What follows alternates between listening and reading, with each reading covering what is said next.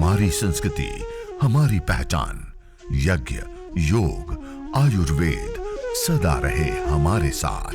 भारत के प्राचीन ग्रंथों एवं आधुनिक विज्ञान का दिव्य संगम, यज्ञ महिमा।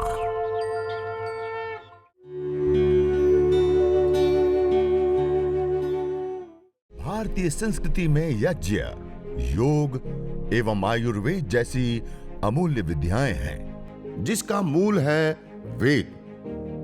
इतिहास की ओर दृष्टि डालें तो भगवान राम, भगवान कृष्ण से लेकर राजा महाराजाओं, ग्रामवासियों व अरण्यवासी ऋषियों की कुटियों तक नित्य व नैमित्तिक यज्ञों का प्रचलन देखने को मिलता है।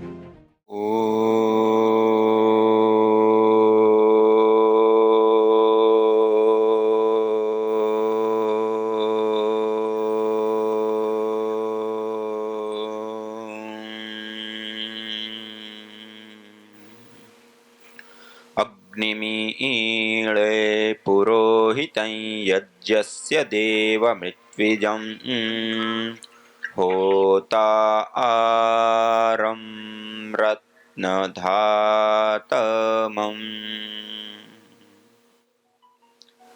आज आप सभी लोगों के बीच में आने का अवसर प्राप्त हुआ और आज हम सब मिलकर के हमारे शास्त्रों में मनुष्य के द्वारा किए जाने वाले जो अनेक प्रकार के कर्म हैं, उन कर्मों में से एक श्रेष्ठतम कर्म के रूप में यज्ञो वै श्रेष्ठतमम कर्म, यज्ञ एक श्रेष्ठतम कर्म है। इससे उत्कृष्ट कर्म मनुष्य जीवन में और कोई है ही नहीं। ऐसे श्रेष्ठतम कर्म को हम अपने हाथों से करेंगे और उससे पूर्व देखिए, उस यज्ञ को हम करते हैं तो उससे हमें क्या लाभ होता है, किस प्रकार से लाभ होता है, हमारी प्रकृति को कैसे लाभ होता है, इस विषय में थोड़ी सी जानकारी आपको देते हुए फिर हम सब मिलकर के यज्ञ करेंगे। देखिए, हम कोई भी अलग अलग यज्ञ करते हैं। शास्त्रों में 21 प्रकार के मुख्य यज्ञ कहे गए। कितने प्रकार के यज्ञ होते हैं? 21 प्रकार के। उसको 3 कैटेगरियों में बांटा। एक होता है नित्य यज्ञ, एक होते हैं नैमित्तिक यज्ञ और एक होते हैं काम्य यज्ञ। नित्य पंच महायज्ञ जो ऋणों से उऋण होने के लिए और आध्यात्मिक जीवन में उन्नति प्राप्त करने के लिए ब्रह्म यज्ञ, देव यज्ञ, पितृ यज्ञ, बलिवेश्वर देव यज्ञ, अतिथि यज्ञ, ये प्रतिदिन करने होते। इसको पंच महायज्ञ कहे गए। क्या कहे गए? पंच महायज्ञ। इसी प्रकार एक नैमित्तिक यज्ञ होते हैं, किसी निमित्त विशेष से करना, उसको नैमित्तिक यज्ञ कहते हैं। और एक काम्य यज्ञ होता है, किसी कामना विशेष से करना होता है। जैसे पुत्रेष्टि यज्ञ। प्रभु श्री राम का जन्म किस माध्यम से हुआ था? महर्षि श्रृंग के पौरोहित्य में राजा ने पुत्रेष्टि यज्ञ कराया, पुत्र रत्न की प्राप्त हुई। तो ये एक कामना विशेष के पुत्र की कामना थी। इसी प्रकार श्री कामो यज्ञ, श्री की कामना के लिए यज्ञ किया। ऐसे अलग अलग जो कामना से युक्त होकर के जो यज्ञ किए जाते हैं उसको क्या कहते हैं? काम्य यज्ञ। ऐसे 3 कैटेगरी में बांटे। ऐसे अलग अलग बहुत सारे यज्ञ होते हैं, लेकिन उसमें से आज हम 2 यज्ञ के बारे में जाने। एक देव यज्ञ जिसको नित्य यज्ञ कहा जाता है और एक चिकित्सा यज्ञ जिसको काम्य यज्ञ कहा जाता है, किसी कामना विशेष से जिस यज्ञ को हम करते हैं। तो ये 2 यज्ञ के बारे में आज हम विशेष रूप से जानेंगे। देखिए, हम जिस जीवन को जीते हैं, इस जीवन में हम कितनी सारी चीजों का प्रयोग करते हैं और मूल रूप में देखें तो 5 तत्व, अग्नि, वायु, जल, पृथ्वी, आकाश आदि, इन 5 तत्वों से ये हमारा शरीर बना है। इन 5 तत्वों से ये सारा पर्यावरण और ब्रह्मांड बना है ना। इनका हम नित्य प्रतिप्रयोग लेते हैं ना, निरंतर प्रयोग लेते हैं। अब ये जो 5 तत्व हैं उनका प्रयोग तो हम नित्य ले रहे हैं, लेकिन उनको हम वापस क्या दे रहे हैं? क्या दे रहे हैं? कुछ नहीं दे रहे हैं। हम किसी से पैसे लें और वापस ना लौटाएं तो हम कैसे हो जाते हैं? ऋणी। क्या होते हैं? ऋणी हो जाते हैं ना। और उस ऋण से हमें उऋण होना हो तो क्या करना पड़ता है? क्या करना पड़ता है? उसको वापस हम पैसा लौटा दें तो हम ऋणों से मुक्त हो जाते हैं। ऐसे जो इस प्रकृति से 5 तत्वों से हम सारी सुविधाएं लेते हैं, लेकिन उसको कुछ वापस लौटाते नहीं है तो हम ऋणी हो गए। क्या हो गए? ऋणी। और इस ऋण को देव ऋण कहा जाता है। क्या कहा जाता है? देव ऋण कहा जाता है। जैसे माता पिता होते हैं ना, माता पिता पुत्र की हमेशा सेवा करते हैं, पालन पोषण करते हैं, उसको पढ़ाते हैं, सब कुछ करते हैं। इन ऋणों से भी बालक क्या हो जाता है? ऋणी हो जाते हैं। इसको कहते हैं पितृ ऋण। क्या कहते हैं? तो ये सारे अलग अलग ऋण होते हैं हमारे जीवन के ऊपर। उन ऋणों से उऋण होना भी हमें होता है। और आज जो मैंने कहा ना, 2 यज्ञ की हम बात करेंगे। एक देव यज्ञ। देव यज्ञ मानी छोटा सा हवन प्रतिदिन सुबह और सायंकाल करते हैं और अग्नि में कुछ विशेष आहुतियां देकर के हम संपन्न करते हैं। शास्त्रों में कहा अयम यज्ञो भुवनस्य नाभि, यह संपूर्ण चराचर भूमंडल की नाभि यज्ञ को कहा है। और उसमें जो आहुतियां देते हैं, अग्निर्वै देवाना मुखम कहा। अग्नि जो होती है वो देवताओं का मुख होती है और उसमें जो हम आहुतियां देती हैं वो अग्नि, वायु, जल, सूरज, चांद, ये सारे जो देवी शक्तियां हैं जो हमें देते हैं उनको हम वापस लौटाते हैं और हम देव ऋण से ऋण होते हैं। ये तो आध्यात्मिक रूप से अलग तरीके से हो गया। लेकिन देखिए, हम साइंटिफिक रूप से देखें तो हम जब हवन करते हैं तो उसको यज्ञाग्नि के अंदर अलग अलग जड़ी बूटियां, गाय का घी आदि की आहुतियां देते हैं ना, तो ये द्रव्य क्या हो जाता है? कोई भी पदार्थ को हम जलाते हैं तो क्या हो जाता है? नष्ट हो जाता है। सामान्य रूप से कहते हैं ना, नष्ट शब्द का अर्थ क्या होता है? खत्म हो जाना, अब रहा ही नहीं। पहले हमारे पास 1 किलो गाय का घी था, हवन कर दिया, अब कुछ नहीं बचा। 1 किलो जड़ी बूटियां थी, हवन कर दिया, अब कुछ नहीं बचा, खत्म हो गया। खत्म होने का अर्थ क्या होता है? नष्ट। नष्ट शब्द का अर्थ आप शास्त्रों के हिसाब से नस अदर्शन है, नासक कारण ले, अपने कारण में लय हो जाता है। हम सामान्य रूप से क्या देते हैं? सर्वथा अभाव। धरती पर कोई भी पदार्थ का सर्वथा अभाव नहीं होता है, वो रूपांतरित होता है। क्या होता है? रूपांतरित होता है। जैसे पानी है, उसको 100 डिग्री पर गर्म कर दे तो अब वो पानी क्या हो जाएगा? क्या हो जाएगा?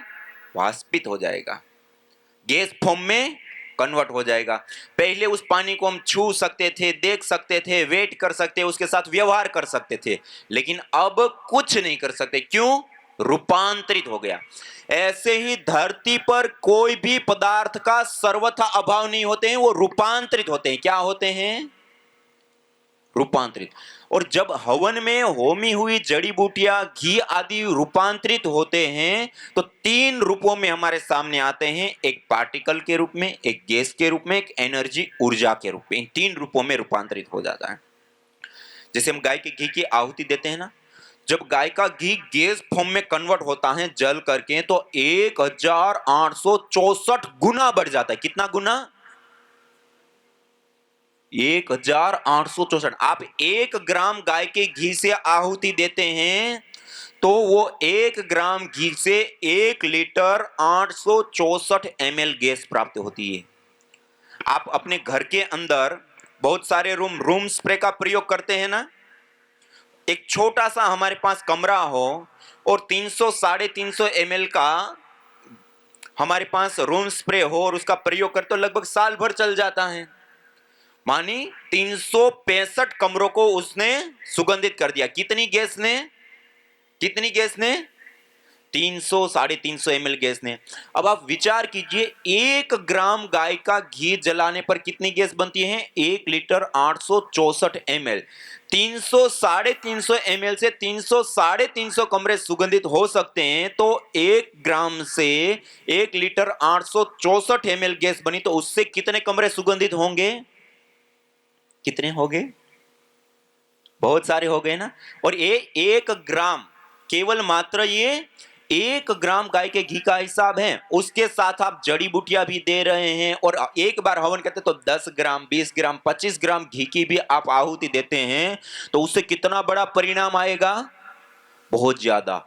और दूसरा, गाय के घी के अंदर सेचुरेटिव फैटी एसिड होता है, उसके जलने पर कीटोन्स बनते हैं और कीटोन्स के टूटने पर कार्बन की अपेक्षा 6 गुना ज्यादा हमें ऑक्सीजन मिलती है। ये सबसे बड़ी बात है, वायु में ऑक्सीजन की मात्रा बढ़ जाती है। और जब उस गाय के घी को जब अलग अलग जड़ी बूटियों के साथ हम आहुतियां देते हैं ना, और उसके बाद जो धूम्र उठता है, उस धूम्र को जब हमने एनालाइज करके देखा ना, हम दवाइयां बनाते हैं ना, अलग अलग दवाइयां जब बनाते हैं तो उसमें क्या करते हैं, हर कोई द्रव्य को एनालाइज करते हैं कि इसके अंदर क्या क्या तत्व कितनी कितनी मात्रा में है, उसके आधार पे उसका प्रयोग लिया जाता है। तो गाय के घी के साथ जो हम हवन करते हैं, उससे उठने वाला जो धूम्र होता है, उसको जब एनालाइज किया, GCMS gas chromatography mass spectroscopy, एक माइक्रो लेवल पर गैस को एनालाइज करने की तकनीक होती है। और उससे एनालाइज करने पर पता चला कि जब हम बीमार होते हैं ना, डॉक्टर के पास जाते हैं, डॉक्टर जो बीमारी विशेष होती है, उस बीमारी विशेष को ट्रीट करने वाले जो कंपोनेंट्स जिस द्रव्य के अंदर, जड़ी बूटियों के अंदर होते हैं, वो हमें खाने के रूप में देते हैं। अब वो जो अलग अलग, जैसे आपको घुटनों में दर्द है, कमर में दर्द है, सर्वाइकल स्पॉन्डिलाइटिस या इस प्रकार की समस्याएं होती हैं, तो कौन से दवाइयां देते हैं, एंटी एफ्लीमेंट्री कंपोनेंट से युक्त जो दवाइयां होती है वो दे देते हैं। कोई इंफेक्शन आदि है तो क्या देता है डॉक्टर, हमें एंटी माइक्रोबाइल एक्टिविटी देने वाले कंपोनेंट जिन दवाइयों के अंदर है वो दे देता है। या कैंसर आदि होता है तो उसमें एंटी कैंसरस आदि देता है। और इस यज्ञ के अंदर एंटी एफ्लीमेंट्री से लेकर के एंटी कैंसरस से लेकर के एंटी ब्यूटाजेनिक, ये कंपोनेंट होते हैं जो हमारे न्यूरॉन्स को भी ताकतवर और शक्तिशाली और उसको भी बीमारियों को दूर करने, ऐसे जो बहुत ही महत्वपूर्ण कंपोनेंट्स होते हैं, वो भी इस यज्ञ के धूम्र के अंदर मिलते हैं। मानी यज्ञ का धुआं विशुद्ध मेडिसिन होता है। क्या होता है, मेडिसिन। तो कहने का अभिप्राय है कि जो हम हवन करते हैं उसमें जड़ी बूटियां, गाय का घी आदि होम करके उसको नष्ट नहीं कर रहे हैं, क्या कर रहे हैं, उसको रूपांतरित करके सैकड़ों सैकड़ों अनेक प्रकार के लाभों को हम उठाते हैं। देखिए, आज पूरी दुनिया माइक्रोबायोलॉजिकल प्रदूषण से प्रभावित है। कौन से प्रदूषण से, माइक्रो। ये क्या होता है पता है आपको, बैक्टीरिया, वायरस, फंगस। आज सब आप कोरोना वायरस से परिचित है ना, एक कोरोना वायरस ने पूरी दुनिया को कैसे हिला दिया। ऐसे कितने सूक्ष्म जीव होते हैं। और प्रति वर्ष यदि विश्व स्वास्थ्य संगठन के आंकड़ों को देखें, प्रति वर्ष बैक्टीरिया, वायरस और फंगस जनित बीमारियां, जिनको हम कम्युनिकेबल डिजीज कहते हैं, जिसके कारण से हजारों करोड़ की दवाइयां खाई जाती हैं और उसके बावजूद 1.25 करोड़ लोग मौत के मुंह में समा जाते हैं। कितने लोग, 1.25 करोड़ लोग। अब ये जो 1.25 करोड़ लोगों की मौत का जो कारण बैक्टीरिया, फंगस आदि होते हैं, उनको हमने लिया और लेबोरेटरी वर्क करके जो हवन करने पर जो धूम्र उठता है, उस धूम्र को जब उसके ऊपर दिया गया तो आपको जानकर के आश्चर्य होगा, एक बार मात्र के इस छोटे से यज्ञ से 65% से लेकर के 96% बैक्टीरिया, वायरस, फंगस आदि नष्ट हो जाते हैं। मानी हम इतना छोटा सा हवन अपने घर के अंदर कर लें तो हम 1.25 करोड़ लोगों की जान बचाने के साथ साथ हजारों करोड़ रुपए की दवाइयों का व्यापार रोक सकते हैं। ये हमारे ऋषि मुनियों ने जो हमें दी ये पद्धति बहुत साइंटिफिक है, वैज्ञानिक है। दूसरा, आज हम एक और बहुत बड़ी समस्या से जूझ रहे हैं, वह समस्या है रेडिएशन। क्या है, हम 2 प्रकार के रेडिएशनों का सामना कर रहे हैं। एक होता है electromagnetic radiation, mobile, TV, laptop, computer से लेकर के अलग अलग एलईडी लाइट से लेकर के हमारे दीवारों के अंदर बोर्ड्स लगे होते हैं, केबल लगे हैं, ये सारी चीजें इलेक्ट्रोमैग्नेटिक रेडिएशन छोड़ते हैं। और आज हम कार्बनिक पदार्थों का भी प्रयोग करते हैं, वो कार्बनिक, ये एटॉमिक रेडिएशन को छोड़ते हैं, बीटा। और ये दोनों रेडिएशन के प्रभाव के कारण आज मधुमक्खी, चिड़िया आदि मर जाते हैं। और हमारे मनुष्य के ऊपर इसका इतना दुष्प्रभाव होता है कि हमारा जो मूल मस्तिष्क का तंत्र होते हैं, उसके मूल होते हैं न्यूरॉन्स। क्या होते हैं, और न्यूरॉन्स को एकदम से डैमेज कर देते हैं, जिसके कारण से एमडी, स्मृति शक्ति का ह्रास और हमारी कोशिकाओं का नष्ट होना या उसका कमजोर होना आदि अनेक प्रकार की, और यहां तक कि अधिक रेडिएशन वाले वायुमंडल में रहे तो कैंसर जैसे घातक रोग हो जाते हैं। और आपको जानकर के आश्चर्य होगा, जिस हवन को आज हम करेंगे, देव यज्ञ या चिकित्सा यज्ञ, छोटा सा यज्ञ होता है, इतना यज्ञ करने पर जो ऑर्गेनिक पार्टिकल वायुमंडल में आ जाते हैं तो उससे ये हानिकारक इलेक्ट्रोमैग्नेटिक रेडिएशन के साथ साथ एटॉमिक रेडिएशन भी खत्म हो जाते हैं, दूर हो जाते हैं। मानी छोटा सा यज्ञ हम अपने घर के अंदर कर लें तो हम रेडिएशन से भी बच सकते हैं। डॉक्टर वाई के विजय जी, जयपुर यूनिवर्सिटी राजस्थान में, उन्होंने इसके ऊपर कई बार परीक्षण करके ये सिद्ध करके बताया कि हवन करने पर एटॉमिक रेडिएशन से हमारा बचाव हो जाता है। Doctor Mamta Saxena ji, central pollution government board Delhi में, उन्होंने कई परीक्षण करके बताया कि हवन करने पर जो ऑर्गेनिक पार्टिकल है वो वायुमंडल में आने पर इलेक्ट्रोमैग्नेटिक रेडिएशन से हम बच जाते हैं, खत्म हो जाता है इलेक्ट्रोमैग्नेटिक रेडिएशन। ये दूसरा और महत्वपूर्ण लाभ, पहला माइक्रोबायोलॉजिकल प्रदूषण से बचाना, दूसरा रेडिएशन से बचाना, और एक तीसरी सबसे बड़ी हम सब लोगों के लिए सामने समस्या है, वो है वायु प्रदूषण की। कौन सी समस्या है? इससे हर कोई परिचित है। और आज पूरी दुनिया में जिस प्राणवायु से हम जीवित रहते हैं, हमें जीवन मिलता है, वही अशुद्ध होने के कारण प्रति वर्ष WHO के आंकड़ों को देखें तो 70 लाख से अधिक लोग मौत के मुंह में समा जाते हैं। कितने लोग?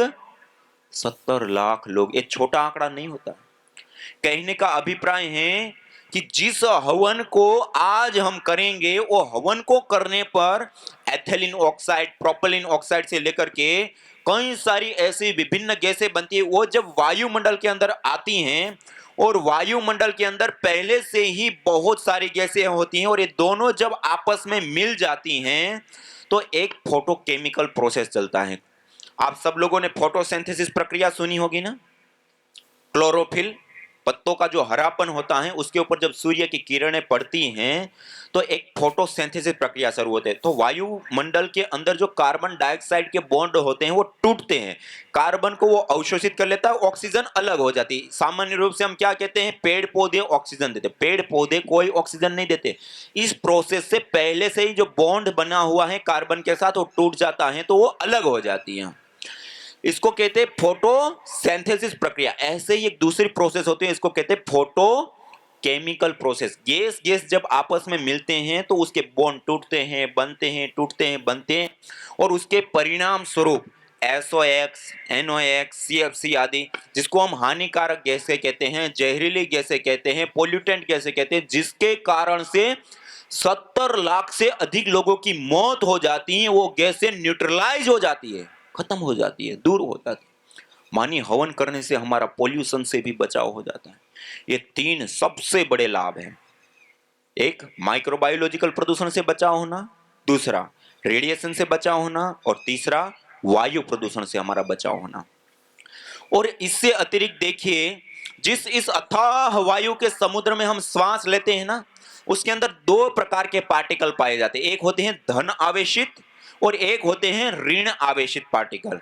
अब ये जो ऋण आवेशित पार्टिकल होते हैं वो स्वाभाविक रूप से जहां समुद्र के तट हैं, नदी हैं, तालाब के किनारे हैं, या फिर जहां पे घना जंगल या पहाड़ी क्षेत्र हो, ऐसे स्थानों पर ऋण आवेशित कणों की बाहुल्यता स्वाभाविक रूप से पाई जाती है। और उस वायुमंडल में जब हम रहते हैं तो उससे एक तो हमारे गुड हार्मोन्स बनते हैं, स्ट्रेस हार्मोन्स खत्म होते हैं, दूर होते हैं।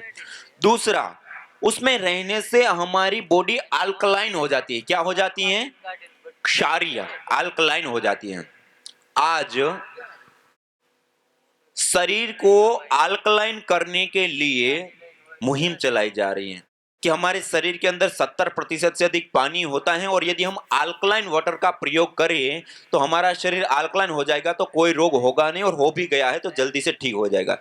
अल्कलाइन वाटर बनाने के लिए 3.5 लाख रुपए की मशीन मिलती है। कितने की? और आपको जानकर के आश्चर्य होगा, जिस यज्ञ के हवन की हम चर्चा करते हैं उसकी जो भस्म होती है, राख होती है, उसको थोड़ा खरल कर लेते हैं और पतले कपड़े से छान करके रखते हैं, और 1 या 2 चुटकी पानी एक गिलास में डाल करके हिला दो। जो 3.5 लाख रुपए की मशीन पानी को अल्कलाइन बनाती है, वो आपकी 2 चुटकी भस्म डालने पर पानी अल्कलाइन हो जाता है। और वाटर अल्कलाइन होना ही नहीं, उसके साथ साथ जो तत्व हमें चाहिए हमारे शरीर के अंदर, चाहे वो कैल्शियम हो, आयरन, मैग्नीशियम, जिंक, पोटेशियम, ये इस तत्व भी उसके अंदर आ जाते हैं। ये कितनी बड़ी बात है। और दूसरा देखिए, ये तो मैंने वैसे ही प्रसंग बस आपको अल्कलाइन आया तो बताया, लेकिन मुख्य लाभ मैं दो पार्टिकल का आपको बता रहा, धन आवेशित और ऋण आवेशित कण पाए जाते हैं। और ऋण आवेशित कण बाहुल्य वायुमंडल में रहने से हमारा पूरा शरीर अल्कलाइन हो जाता है। और अल्कलाइन शरीर के अंदर, क्षारीय शरीर के अंदर कोई रोग होता ही नहीं है, और हो भी गया है तो बहुत जल्दी से ठीक हो जाता है। तो ये एक सबसे बड़ा लाभ मिलता है। और ये जो हवन करते हैं ना प्रतिदिन जिस स्थान पे, उस स्थान पे प्रति सेंटीमीटर एयर के अंदर 200 से 400 ऋण पाए जाते हैं। ये इतनी बड़ी संख्या होती है। जो घना जंगल हो और वहां पर जितने पार्टिकल पाए जाते हैं, उतने पार्टिकल जहां प्रतिदिन यज्ञ होते हैं वहां पाए जाते हैं। मानिए हम छोटा सा हवन करके अपने घर के अंदर जंगल जैसा वायुमंडल हम बना सकते हैं, जिस अथाह वायु में हम श्वास लेते हैं। इससे अतिरिक्त एक महत्वपूर्ण और विशेष लाभ होता है। देखिए, हम जिस जीवन को जीते हैं उसके लिए हमें क्या चाहिए? शक्ति चाहिए ना, ताकत चाहिए। शक्ति से, ताकत से हम चलते हैं। वो शक्ति, वो ताकत हम किस माध्यम से प्राप्त करते हैं? आहार के माध्यम से। किस माध्यम से प्राप्त करते हैं? आहार। वो आहार हम कितने रूपों में लेते हैं? 3 रूपों में। कितने रूपों में लेते हैं? ठोस, द्रव और गैस। ये 3 रूपों में हम आहार लेते हैं। ठोस रूप में रोटी, दाल, चावल, सब्जी आदि। द्रव रूप में पानी, दूध, जूस आदि। और गैस रूप में वायु लेते हैं ना। ये 3 रूपों में हम आहार लेते हैं। अब ये जो 3 रूपों में हम आहार लेते हैं, उसमें 24 घंटे में सबसे ज्यादा आहार कौन सा लेते हैं हम? रोटी, दाल, चावल आदि दिन में कितनी बार लेते हैं? 2 बार, 3 बार। पानी, दूध, जूस आदि द्रव रूप आहार 10 बार, 15 बार। ठंडी है तो थोड़ा कम, गर्मी है तो थोड़ा ज्यादा।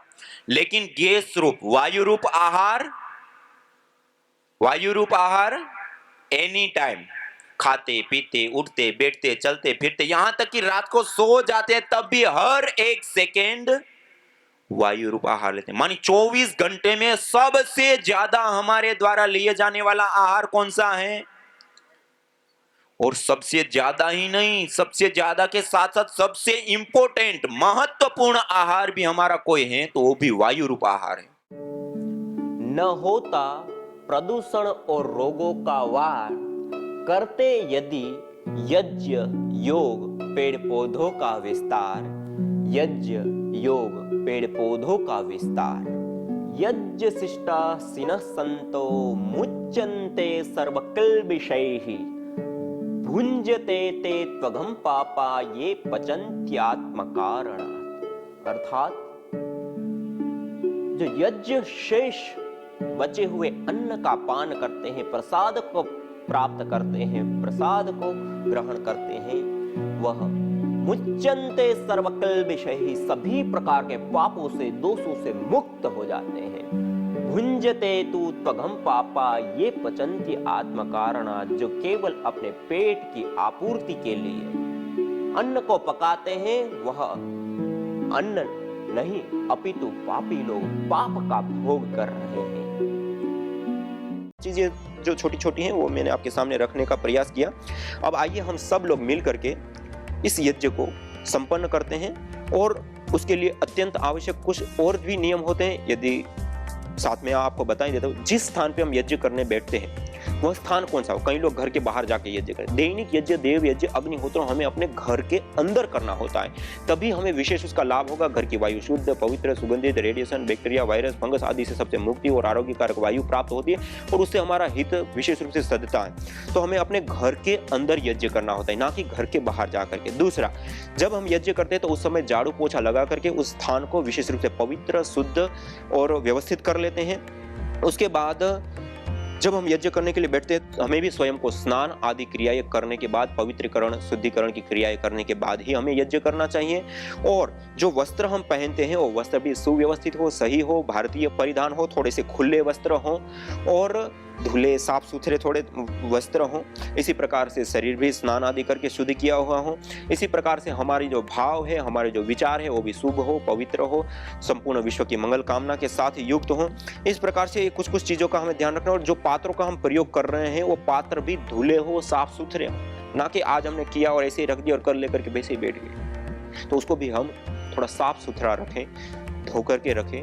और उसके बाद यज्ञ भारतीय संस्कृति का मूल है। तो आइए हम संकल्प लें, संसार के श्रेष्ठतम कर्म यज्ञ को अपनाएं।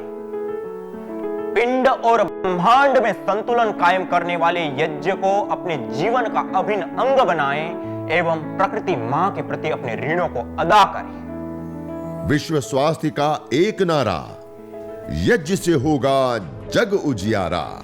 भारतीय संस्कृति की अमूल्य विरासत यज्ञ की महिमा को जानने हेतु वैदिक चैनल पर प्रतिदिन प्रातः एवं सायं 11:30 बजे यज्ञ महिमा कार्यक्रम से जुड़े। विशेष जानकारी हेतु संपर्क करें। मोबाइल 9068565306।